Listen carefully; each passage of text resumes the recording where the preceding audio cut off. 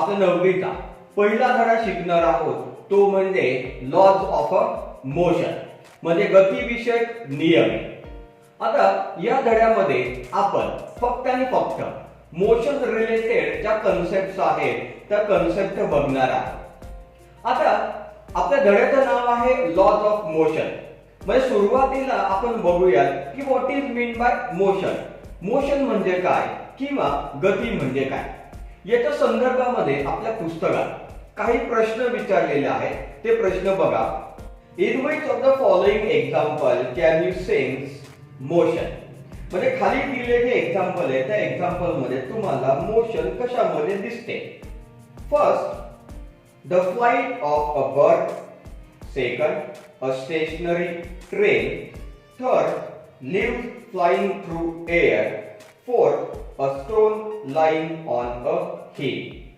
आता या 4 एक्झाम्पल पैकी जे पहिले एक्झाम्पल आहे म्हणजे the flight of a bird म्हणजे पक्ष्यांचे उडणे, आणि दुसरे जे एक्झाम्पल आहे ते म्हणजे लिव्स फ्लाइंग थ्रू एअर, हे दोन एक्झाम्पल आपल्याला कशामध्ये दिसतात तर they are in a motion, ते मोशन मध्ये आहे।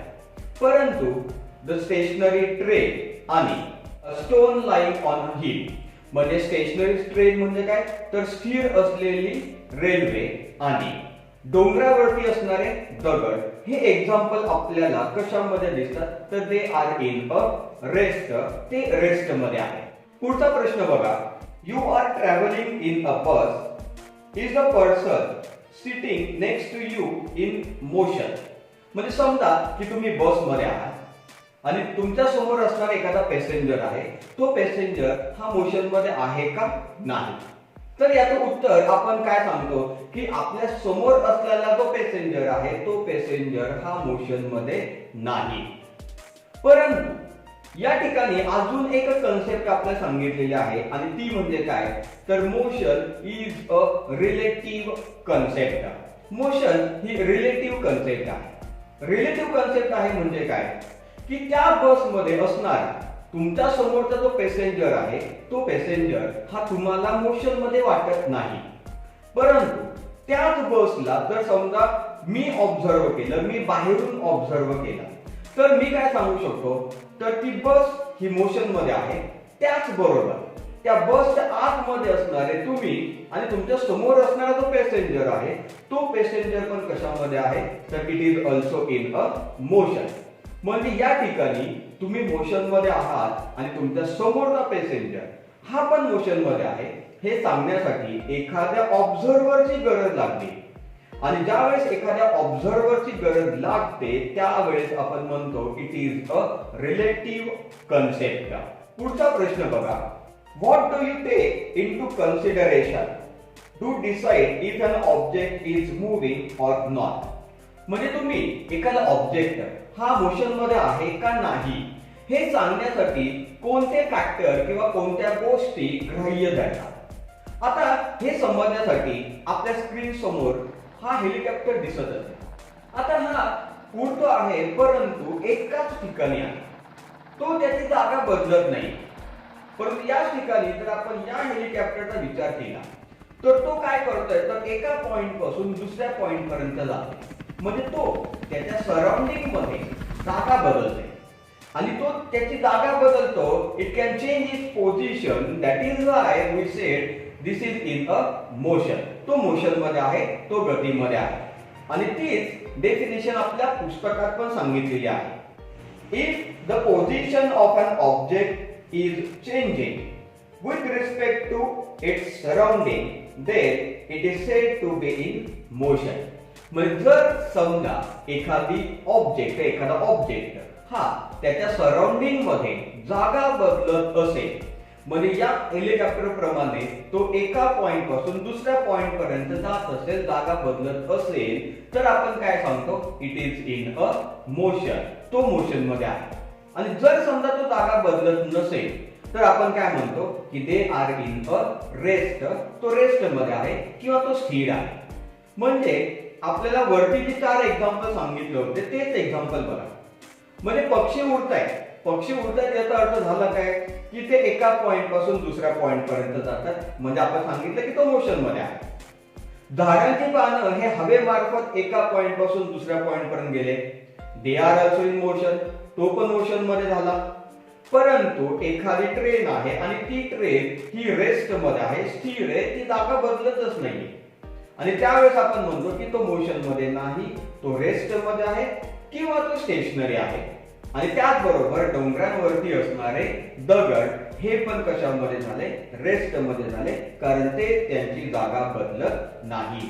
म्हणजे if the position of object is changing in its surrounding, जर समजा एखाद्या ऑब्जेक्टची जागा ही त्याच्या सराउंडिंग मध्ये बदलत असेल तर आपण म्हणतो की दे आर इन अ मोशन, तो मोशन मध्ये आहे. आता हे झालं मोशन बद्दल, म्हणजे मोशनचा कन्सेप्ट क्लिअर आहे. आता मोशनच्या रिलेटेड काही टर्म्स आहेत आणि ते टर्म्स आपण बघणार आहोत. आणि त्या कुठल्या आहेत? तर they R distance and displacement. आता या डिस्टन्स आणि डिस्प्लेसमेंट पैकी पहिल्यांदा आपण बघूया ते म्हणजे डिस्टन्स.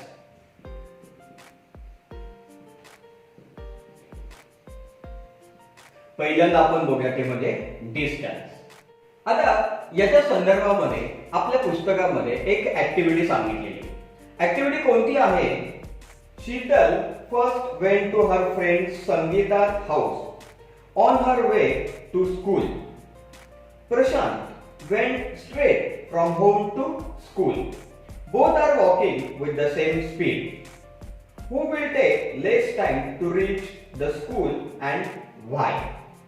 म्हणजे प्रशांत आणि शीतल हे दोघं जण कुठे चाललेले आहेत? तर स्कूलला चालले. आता यातले शीतल ही तिच्या घरापासून संगीताच्या घरापर्यंत गेली आणि संगीताच्या घरापासून ती कुठे गेलेली आहे? तर स्कूल पाशी गेली. आणि प्रशांत हा डायरेक्ट त्याच्या घरापासून त्याच्या स्कूल पर्यंत गेलेला आहे. आणि हे दोघं जण पण सेम स्पीडने चाललेले आहेत. आणि प्रश्न विचारलेला आहे की कुणाला कमीत कमी वेळ लागेल. आता या ऍक्टिव्हिटी मध्ये शीतल यांनी तिच्या शाळेपर्यंत जात असताना कोणत्या मार्गाने गेलेले आहे? तर तिच्या घरापासून ते संगीताच्या घरापर्यंत, की ज्याचं अंतर आपल्याला किती सांगितलेलं आहे? तर इट इज 500 मीटर, म्हणजे 500 मीटर. आणि संगीताच्या घरापासून ते कुठे गेलेलं आहे? तर स्कूल पाशी गेलेलं आहे. आणि तिथलं अंतर आपल्याला किती सांगितलेलं आहे? तर ते आहे 1200 मीटर. परंतु आपण जर प्रशांतचा विचार केला तर प्रशांत हा डायरेक्ट कुठे गेलेला आहे? तर स्कूल पाशी गेलेला आहे. आणि त्यावेळेस त्याचं अंतर आपल्याला किती सांगितलेलं आहे? तर ते आहे 1300 मीटर. 1300 मीटर. आता जर आपण शीतलचा विचार केला तर शीतलनं हे 500 मीटर अंतर कापलं आणि प्लस हे 1200 कापलं, म्हणजे एकूण किती झालं ते? तर 1700 मीटर. ते किती झालेलं आहे? तर 1700 मीटर. परंतु जर आपण प्रशांतचा विचार केला तर प्रशांतने किती कापलेले अंतर? तर ते फक्त किती आहे? तर 1300 मीटर आहे. म्हणजे याचा अर्थ झाला काय? तर प्रशांतला स्कूल पाशी जायला कमीत कमी वेळ लागेल. आणि का? तर या ठिकाणी शीतलनी जे अंतर कव्हर केलेलं आहे त्याची लांबी जास्त आहे, त्याची लेंथ जास्त आहे. परंतु प्रशांतनी जे अंतर पार केलेलं आहे त्याची लांबी, त्याची लेंथ कमी आहे, म्हणून प्रशांतला कमी वेळ लागेल. Then what is distance? Distance म्हणजे काय? Distance is the length of actual path travelled by an object in motion while going from one point to another. म्हणजे डिस्टन्स ही ऑब्जेक्ट मोशन मध्ये असताना एका पॉइंट पासून दुसऱ्या पॉइंट पर्यंत जात असताना कव्हर केलेलं जे पाथ आहे त्या पाथची लेंथ, त्या लेंथला आपण काय म्हणतो? It is called as a distance. त्याला आपण डिस्टन्स म्हणतो. फॉर एक्झाम्पल की एखादी बस आहे. सपोज की ही बस आहे आणि ती बस ए या पॉइंट पासून बी या पॉइंट पर्यंत गेली. ए या पॉइंट पासून ती बी या पॉइंट पर्यंत गेली आणि तिचा जाण्याचा मार्ग हा स्ट्रेट लाईन आहे. मग ए पासून बी पर्यंत तो जो मार्ग आहे त्या मार्गाची जी लेंथ असणार आहे, त्या लेंथला आपण काय म्हणतो? It is called as a distance. त्याला आपण डिस्टन्स म्हणतो. सपोज की त्याची जी लेंथ आहे ती लेंथ ही 500 मीटर आहे. मग या ठिकाणी डिस्टन्स किती झालेला आहे तर इट इज 500 मीटर, 500 मीटर. आता समजा की तीच बस बी या पॉइंट पासून कुठे गेलेली आहे तर सी या पॉइंट पाशी गेली. आता बी पासून सी पाशी जात असताना समजा ती या मार्गाने गेलेली आहे आणि त्या मार्गाची जी लेंथ आहे ती लेंथ समजा 200 मीटर आहे. Suppose it is 200 metre. मग आता ही जी बस आहे ती बस ही सी पाशी गेलेली आहे, परंतु ती ज्या मार्गाने गेलेली आहे त्या मार्गाची लेंथ म्हणजे काय असणार आपलं डिस्टन्स. मग ए पासून बी पर्यंतची लेंथ किती आहे 500 मीटर आणि बी पासून सी ची लेंथ किती आहे तर 200 मीटर. म्हणजे एकूण या बसनी ट्रॅव्हल केलेलं जे डिस्टन्स आहे ते डिस्टन्स किती झालं इट इज 700 मीटर, 700 मीटर. आणि समजा परत तीच बस बी पासून सी पासून परत समजा की डी पाशी आली आणि डी पाशी येत असताना समजा की तिने कव्हर केलेलं अंतर जे आहे ते अंतर हे परत 500 मीटर असेल. परत किती असणार आहे ते 500 मीटर. मग या वेळेस त्यांनी जी मार्ग अवलंबलेला आहे त्या मार्गाची लेंथ काय असेल तर ए पासून बी पर्यंत 500 मीटर, बी पासून सी पर्यंत 200 म्हणजे ते झाले 700 आणि त्याच्यानंतर सी पासून परत डी पर्यंत 500 म्हणजे हे 700 आणि अधिक हे 500 म्हणजे एकूण किती झालेलं आहे ते तर ते झालं 1200 मीटर. म्हणजे 1200 मीटर हे काय झालं इट इज द डिस्टन्स. म्हणजे डिस्टन्स म्हणजे काय हे ऑब्जेक्ट ज्या वेळेस मोशन मध्ये असतो त्यावेळेस तो एका पॉइंट पासून दुसऱ्या पॉइंट पर्यंत जाण्यासाठी जो मार्ग वापरतो त्या मार्गाची लेंथ म्हणजे काय इट इज द डिस्टन्स. त्याला आपण काय म्हणतो डिस्टन्स म्हणतो. आता डिस्टन्स नंतर आपण पुढची फिजिकल क्वांटिटी बघणार आहोत ते म्हणजे displacement.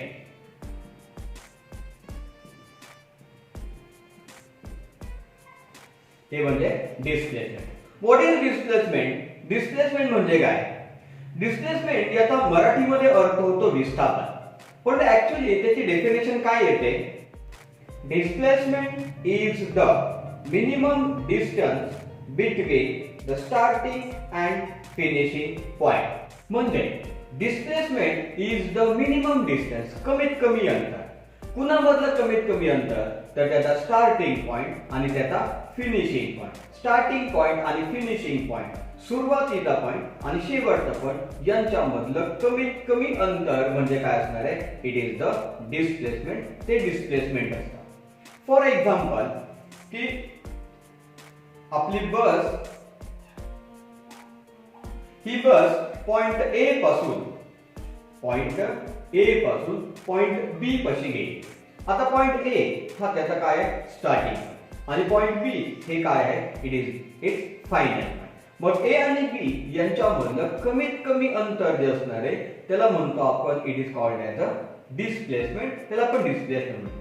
For example suppose it is 400 metre, ते 400 मीटर आहे. म्हणजे डिस्प्लेसमेंट किती झाली तर 400 मीटर.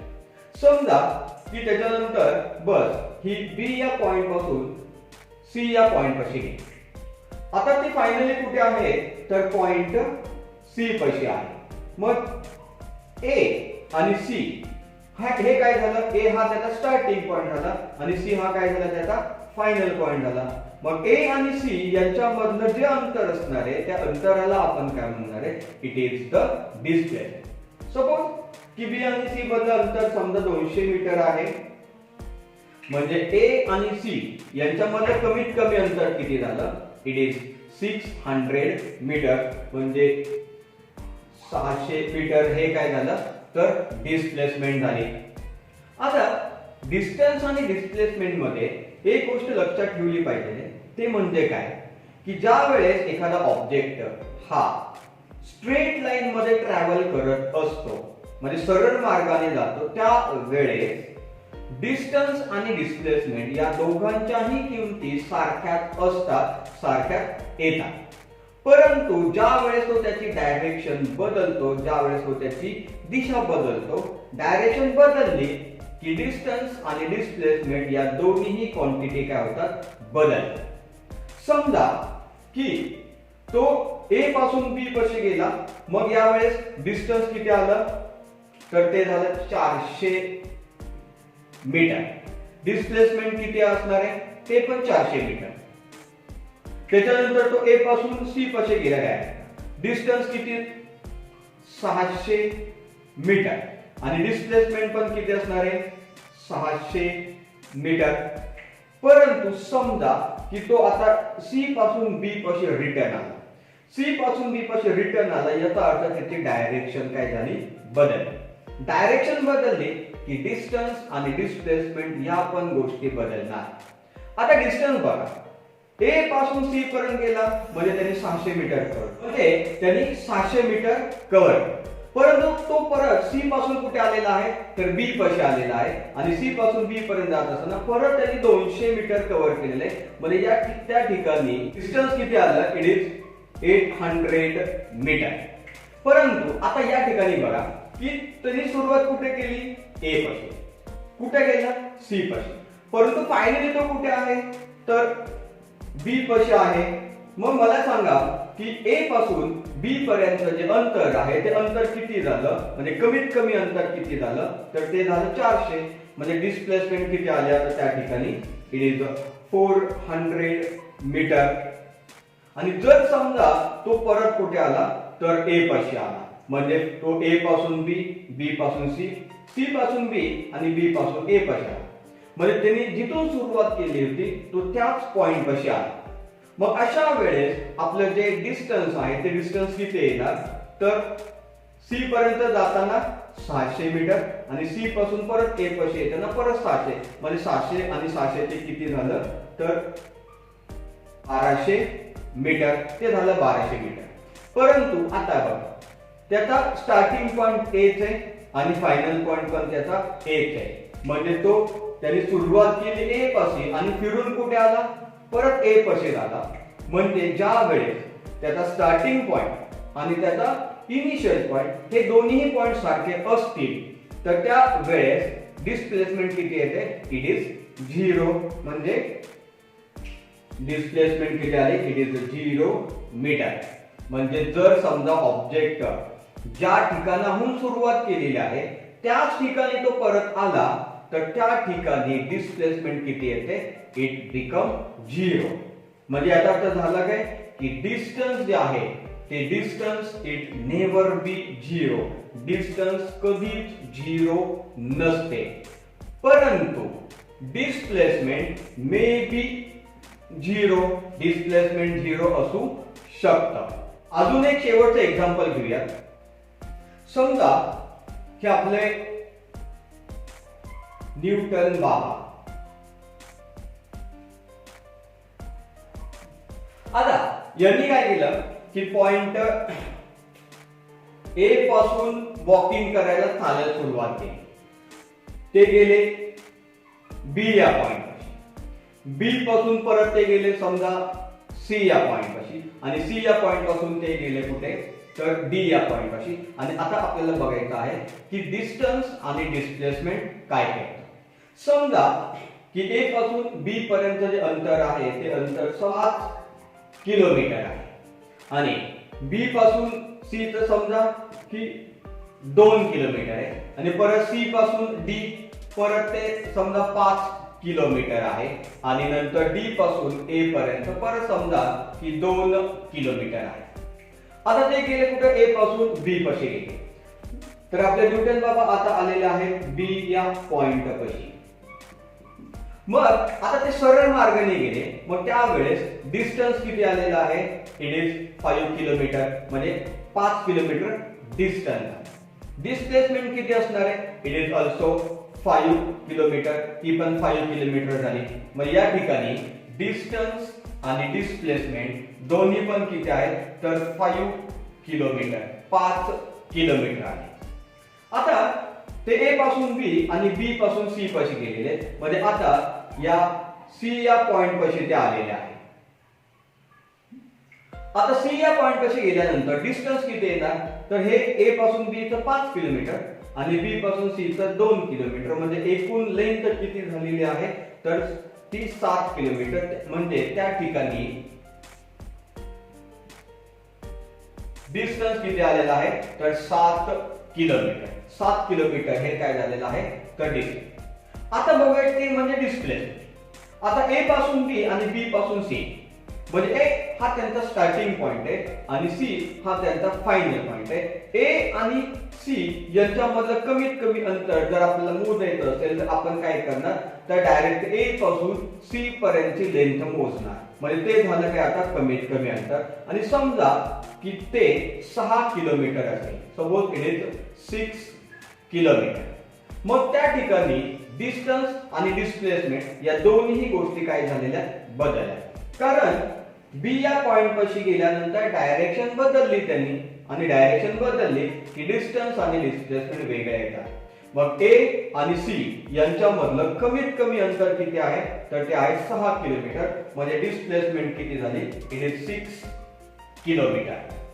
आता परत ते काय की सी पासून डी पाशी आहे, म्हणजे आपले न्यूटन बाबा आता कुठे आलेले आहेत तर डी या पॉइंट पाशी ते आलेले आहेत.